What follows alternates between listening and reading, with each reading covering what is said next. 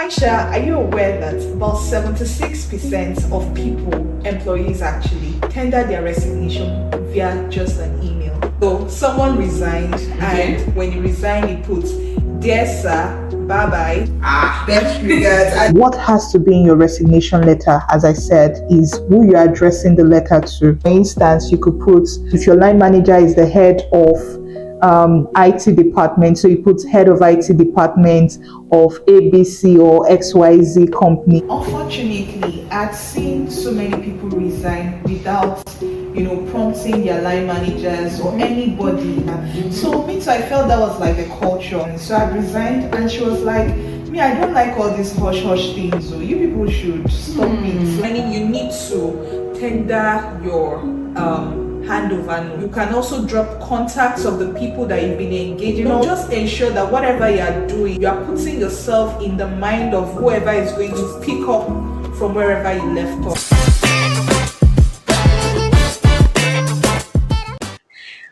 Welcome once again to the Expert Explorer podcast, where we discuss everything employment, the facts, the myth, and everything in between. That's right. My name is Lamide. And my name is Aisha. So today we're going to continue on our exit management series. If you've not watched our previous episodes on exit management, you need to go back and watch them.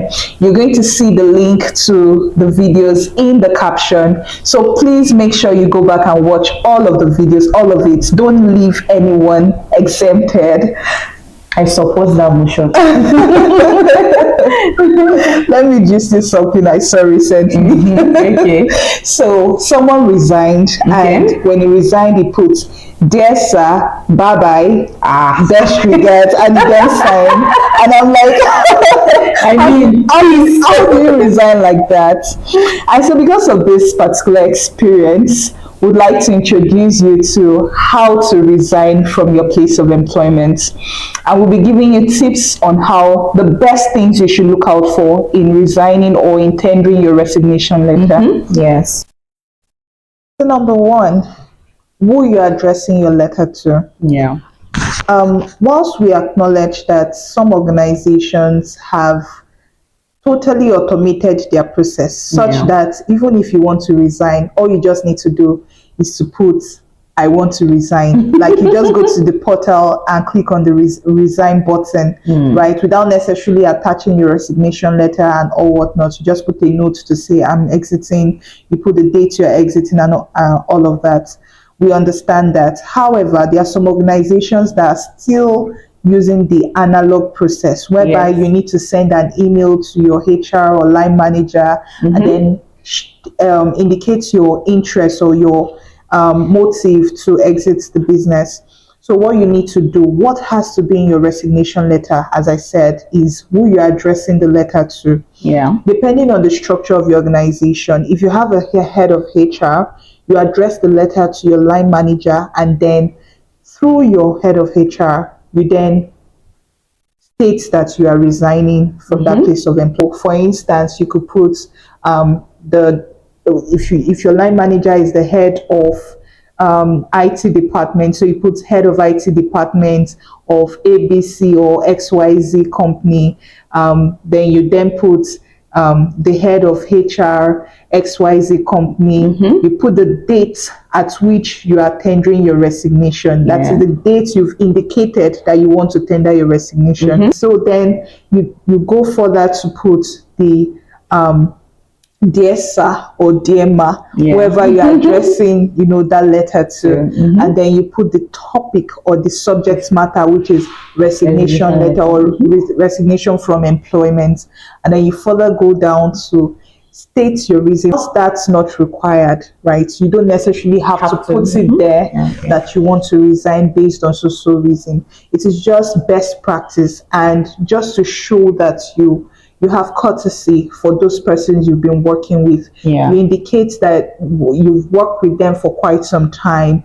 and you regrettably want to resign or exit the place of employment due to personal reasons, if you feel you don't want to disclose why you are leaving that place. And then you further go to put your name Yours sincerely, your name, and sign. What that signature and naming does for you is that it covers your end and also covers the end of the employee, of the employer, because far back into the future something can happen and then they can claim that someone else resigned on your behalf, or they cannot even put lay claims to the fact that you were truly the person that exited the business. You can't cover your end fully if you've not properly signed and named your resignation letter. So I think it is very important for you to do so. It's just best practice, right? Unless maybe you have an automated system where you are not required to tender. And I don't think most, even people that use automated systems, I don't think they do not request for the attachment of the resignation letters. Yeah. Some may not require it, but I believe most organizations would want to see that truly you were the one that tendered the resignation by yourself, not someone else resigning on your behalf. Okay, yeah. So, what do you think about these different tips? Yeah, I totally agree with you. And even apart from having to like attach your resignation letter in the email, there are still some companies that they don't even require you to write email. That still do the analog type that you have to physically deliver a letter, a handwritten letter or a typed letter. So that also like that tip is also going to work for them. It's just better to when you are sending the email, you put the email, then you attach the letter as an attachment. It's just very easy. As Media said, it's going to cover your base and cover the employer's base as well. And also, I feel like one thing that I've always been thinking, like I've always like have the opinion on, like, oh, I've always thought like, okay, it's good and it's something good to do, even though it's not compulsory. It's like, oh, you don't know about blindsiding the people that you're working with, especially your line manager, for example. If you have a manager that you work very well with, I think that it is a good thing to carry them along before you tender a resignation, even though you don't need to do that. It's not required for you to say, oh, so, or I'm thinking of tendering my resignation on so date, or I just wanted to give you a heads up, or I just wanted to carry you along. It just makes them feel like it makes them feel not blindsided. Like, it's not like if you do it, it's going to be a problem. But if you work very well, like, there's no need to burn bridges. I think many employees, like, once they are leaving a place, they want to just burn bridges and just like put everywhere up in flames. It's not really necessary. You can go on a good note. You don't know when you need maybe recommendations, or you need like references from them. So just carrying them along, like, oh, this is what I'm thinking about. I'm sure like if you have a good manager that you work well with, they are not going to stop you, especially if it's something you're moving on because of, like, maybe personal growth, or you got something better. They're not going to stop you from doing it. So it's just extending them courtesy of like, okay, this is what I'm thinking of doing, and then sending in a resignation. So yeah, that's what I just wanted to add. But the template that you gave is perfect. Like, okay, very easy. You put the letter. If you have to go through someone, you put it there. Yeah, you've spoken about everything actually. Yeah. Okay, so I actually can relate with what you said, because I remember far back in one of my experiences, my former place of employment, I was resigning, and funny enough, the head of the department was someone I related with very closely. Unfortunately, I'd seen so many people resign without, prompting their line managers or anybody. They'll just all of a sudden they hush hush, and then all of a sudden they'll drop their resignation letter. So me too, I felt that was like the culture. I'd not gotten anyone to brief me that, oh, because I have a relationship with this person, at least I should have prompted her how to resign. So I resigned, and she was like, me, I don't like all these hush hush things, so you people should stop it. Like, so I feel she now had a perception about me after I did that. Meanwhile, it was not intentional. I actually just resigned and thought to discuss with her, given that that was my first time ever resigning from a place of employment, and I didn't really know what the process was. But at least now that we're speaking about it, I think it would encourage people to, first of all, speak to your line manager. Yes. That shows that you regard them, that shows that you respect them, Yes, yes. and that you're showing them courtesy before you now tender your resignation. Yes, I agree. I totally agree with you. And if you've watched up to this point of this episode, you are really the MVP. So You are. yeah. So I would like to encourage you to please like our videos, drop comments, subscribe to our channel, so that you can even get more to see more of our videos. It can reach more audience. So please help us, like, share, subscribe, comment, do everything. In fact, you can do it for us, please. Just like boom, very easy. You see that button, that red button, that subscribe button. Just click it. They will not remove any money from your account. Don't worry. Yes, and so we'll go to point 2. Number Okay. 2 actually helps you to understand that when you're resigning, you need to tender your handover notes. Yes. And by tendering your handover notes, it means you draft a comprehensive note Yes. that states what you were working on, the tasks that are pending, the responsibilities that can actually handle those tasks, or who you're giving maybe the D of A, right? The person that would handle that responsibility while you're away. You can also drop contacts of the people that you've been engaging, all the stakeholders on that project.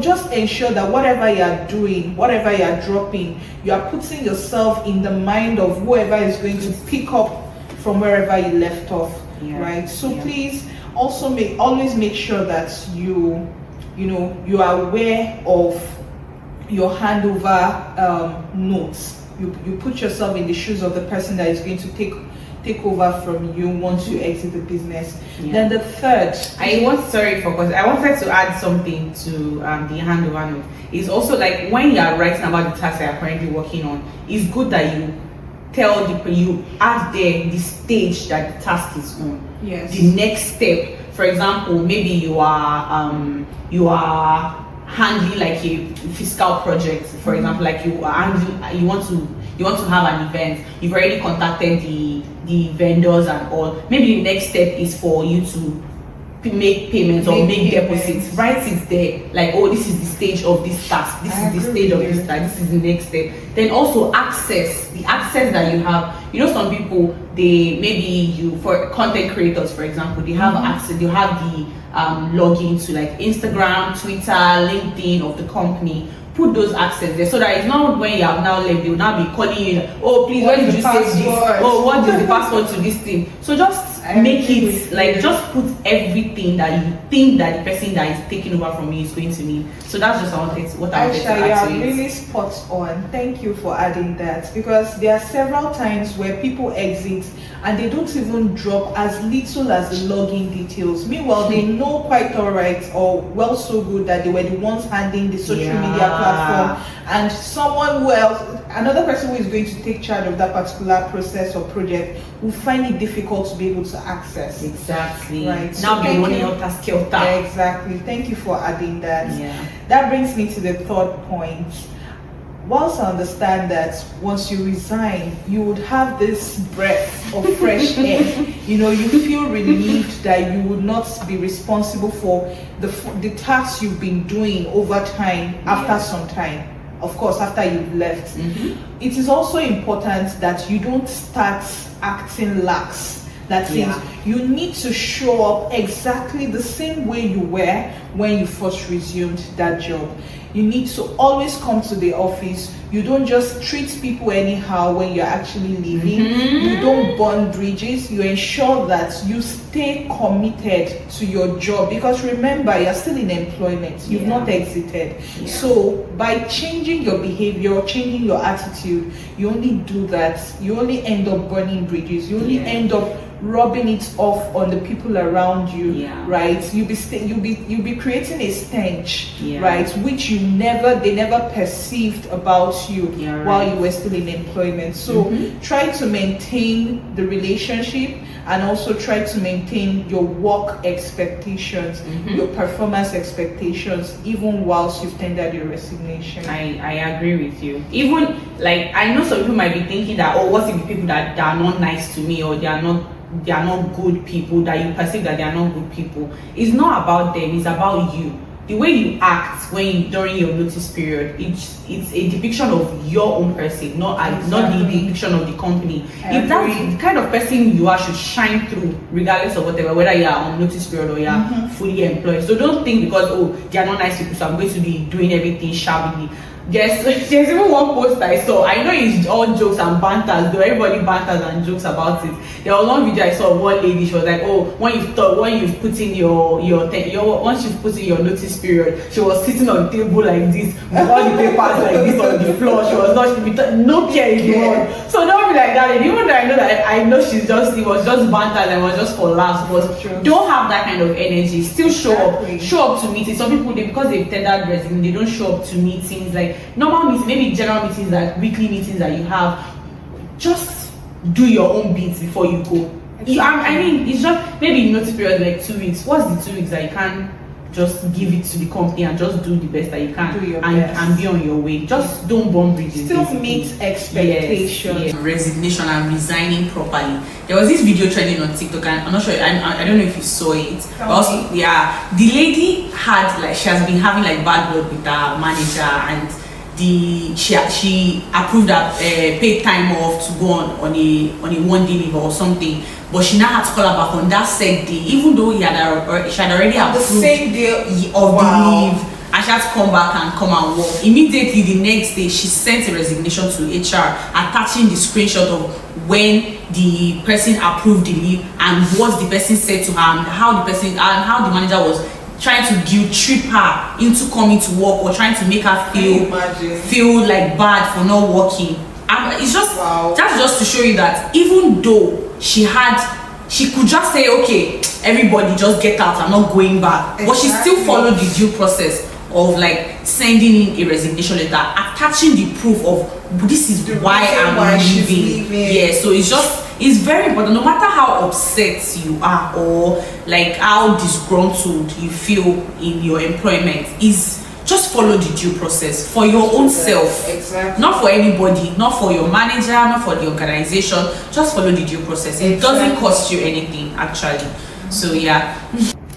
Now we have come to the end of another wonderful episode.